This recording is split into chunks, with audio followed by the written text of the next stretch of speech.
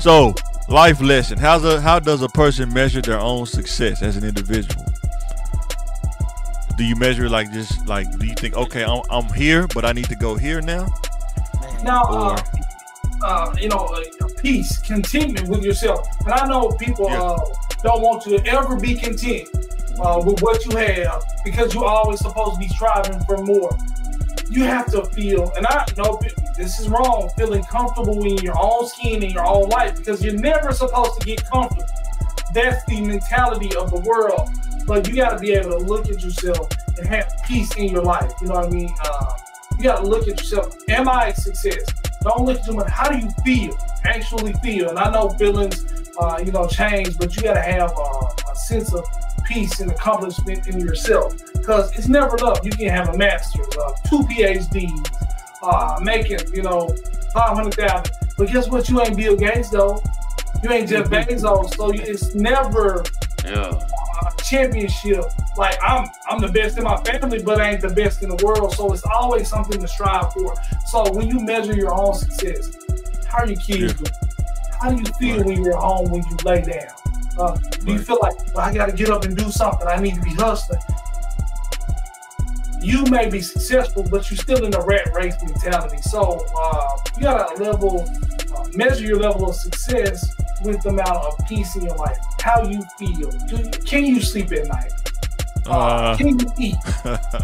You know what I mean? And things like that. So emotionally and spiritually, like, how do you feel?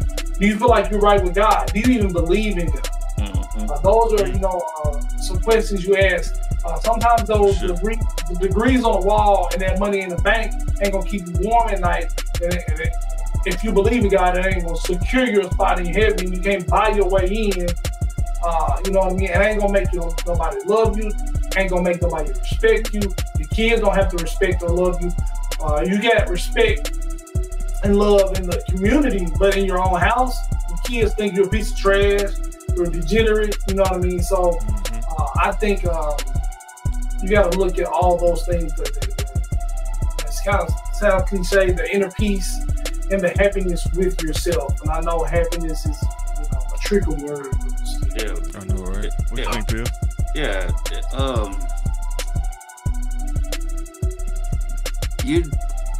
it's all individual based. You know what I'm saying? Oh, for sure. When I was younger out there, I thought like, okay, make it to 18, success. Make it to 25, success. But in between each of those, each one of those times, you steady gradually building. Okay, I want the house, I want the car, I want to, have a different part of shoes. I want to have shoes galore, and I still do that to this day. But being able to help others, even though I don't have much, I still can be able to help people. That's success to me. You know what I'm saying? Right. Being able to teach my kids, you know what I'm saying? Help them tie their shoes for the first time, ride their bike for the first time. That's success to me. Yeah. Sure. And seeing people that when we was younger grow up now to be older, that's success. That's how I look at success. Like, yo, you working, you doing good, and that's success. Even if you not even doing good, you still alive, you still got a chance, that's success. That's how I measure success. Like, you still here, it's still time to, you still can do whatever you want to do, but man, seeing people, especially seeing people that you really grew up with and they ain't strung out on drugs, or the ones that's in jail, you be like, damn, I hate that happened to them. But that's how I measure it. I'm like,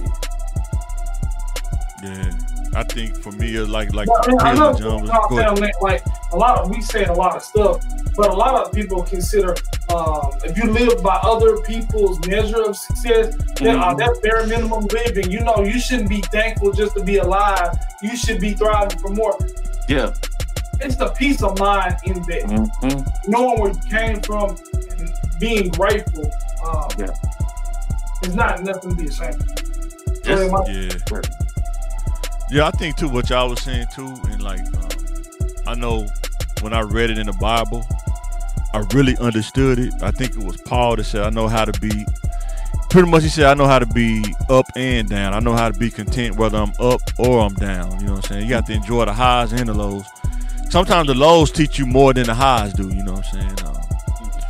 Like I say, just because you, I got to stress this, just because you think you don't have enough, or let's say if you think you're not making enough, how about what if you downsize the lifestyle and lived off less than what you make? I know some people don't like doing that, but you know, learning how to do those kind of things. Because first, for me, like Peter said, you get to 25 and when you're younger, success is different, depending on where you grew up at.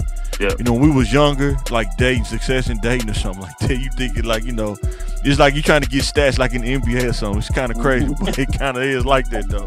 You know what I'm saying? The most win streaks or something like that, you know what I'm saying? The most touchdowns, you know what I'm saying? How many field goals you get, crazy stuff. But another thing too is getting to that point, for me, is getting to that point of stability where if I call my mom, it's to see how she doing, not to call her and try to game her up and say, well, after I get done, I'll go over there and cupcake her up. Mama, you good? You the best mom in the world. Let me borrow $25. You know what I'm saying? Got a new dance for you, mama. Yeah, you know what I'm saying? And being able to, you know, for my mom to lay her head down knowing that her son is good, you know what I'm saying? Success, being married, even though with my flaws, and my with all my flaws, being able to still, you know, be a husband and become better at being a husband day by day, even with my flaws. You know, being a dad with all my flaws, trying to, you know, be a good dad, father to my kids. You know what I'm saying? Those things, you know. Then, like I say, when you realize you get to one checkpoint, not from a greedy standpoint, but what's the next checkpoint? So I don't sit idle, because idle time is one of the most, for me, I'm not saying for anybody else, but for me, it's one of the most dangerous things. Cause like I said, I think I had ADD, but the belt kind of was my medicine. But as when you become an adult and you probably got ADD and you're on your own, you're left to your own devices at that point. So you got to learn how to hack your own mind. And idle time for me is dangerous, you know what I'm saying? Because my brain think about all kind of stuff, and you know what I'm saying, getting to that point to where I can manage, and even with my flaws, get better. Like I said, everybody, you got to realize what your flaws are as an individual. It's not for you to tell everybody, but understanding that we all have flaws and being able to live and manage and get by and do good things even with the flaws, I think that's success within itself as well. Oh yeah. And that was a good one, you know what I mean? I just want to, kind of add on to that. I know I said, really contending is the thing, being able to enjoy the moment. So, he's going to checkpoint to checkpoint. Sometimes it's just really like in the middle of that checkpoint, hey, God, I thank you for where you brought me. And I want to just rest in this moment temporarily before the next journey and realize I'm thankful for what I have before I take the step onto the next checkpoint, because there always will be one. And success is not a destination that you can go somewhere and take your shoes off and retire. That's not success. It's not a place you can go. It's the journey and the ability to have, like, let's say Peel only made it to level 3 of his journey, you know what I mean? But he is successful. I'm on 23. That don't mean I can stop, you know what I mean? But I still need to realize, that was 22 levels. A lot of people didn't make it to 21 or 5. There was 3. You know what I mean? I'm on my way to 24, and I'm thankful for that. You know what I mean? And I'm enjoying my success, my journey, and not the destination. So. And heavy on enjoying the journey, because it's a journey, man. And you, like most of us, a lot of us got kids, man. You just watching them grow up, you be like, dang, my kid about to graduate high school. Yeah. I said, man, you know what I was doing when she was born? Man, like I said, I remember when I worked at the ISP place, man. Like that moment, working there for like 3 years, made so much money working for them. It was crazy. And we was able to get, everything kind of set up as far as when we got married, the house, and pay for the bills and stuff like that. Then I got laid off. But that moment in time, even though I was just breaking into IT, was able to get so much stuff done that, like I say, just getting the house, everything financed, you realize how much you really got to make to just get set up to buy a house. You know what I'm saying? And I kind of was at that point a little earlier in life, but being able to do those things, so that's why I was trying to tell kids, in order to live on your own, man, it costs, man. It's not cheap at all, you know what I'm saying? Even on the low end, it's still expensive. You're living on your own, having to foot the bills and stuff, so. But yeah. And that's good that, go ahead, Joe. it's good that you had that moment where you can say, this is the beginning, this is the taste of what I want, and I'm really happy for this opportunity, and just kind of be in that and use that as the springboard. Yeah. You know, you gotta have a sense of humor too.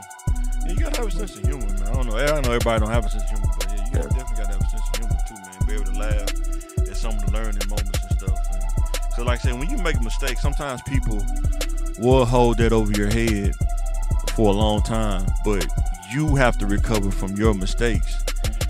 Whether somebody hold it over your head or not, you got to find that will or that way to keep moving and not let it affect you. Yeah. You know what I'm saying? It's kind of like football. You know, if you get burnt by the wide receiver, man, you got to come back and recover that receiver the next play. You know what I'm saying? So you got to have short-term memory on some of the stuff that happens in life. You know what I'm saying? But that's how I look at it, though. And don't think it's the end of the road because you come to those stumbling blocks. You know what I'm saying? Yeah. Like even the dude that got sentenced to 140 years, it's not over. It sucks. It's not over. And another thing, don't get trapped. Don't get stuck in a trap waiting to be happy. I'm gonna be happy if I get that $1 million. I'm gonna grind, and you know what I mean. Guess what? When you get that $1 million, it's gonna be another $1 million to be made. And that's gonna be your next obsession, and you're gonna lose your family, lose a lot of stuff along the way, and you're not even gonna enjoy the journey. You're not even gonna really sometimes be able to enjoy the money. So don't wait to be happy. This is gonna be the thing that makes me happy. Yeah, because you make that, like Boosie said, you make that $1 million, and the government come take 300,000 of it, and you only bring home 700,000. You know what I'm saying? 24 hours before they cook something. And those bad days we talking about, like, you know, it ain't over. You make mistakes and it ain't over. So when people think about, this is so embarrassing, I got exposed, I lost my job, I ain't never gonna make this much money again, you just made a mistake, or you get that jail time and you think it's all over. It ain't over. But if you do something permanent, like kill yourself, you know what I mean? Now it really is over. And you just leave a lot of people heartbroken because you think nobody loves you at that point, but there's a whole lot of people that's gonna miss you, and you just made. And then if you make a mistake that's not criminal, I just learned this from actually watching politicians and just people now, especially in today's time, man, stuff passed so fast, man. Like I say, people don't even talk about Boosie no more, bro. That's over with. They don't even talk about that no more, man. Because moved on. It's always gonna be another developing story somewhere. Yeah. First they was talking about Kamala. She picked what's that dude Walls that did. They talked about Trump. He didn't pick Boy George or JD Vance. He picked Boy George. You know what I'm saying? That's his vice president, man. And that didn't pass. Now the Obamas was at the Democratic National Convention. Now they own it.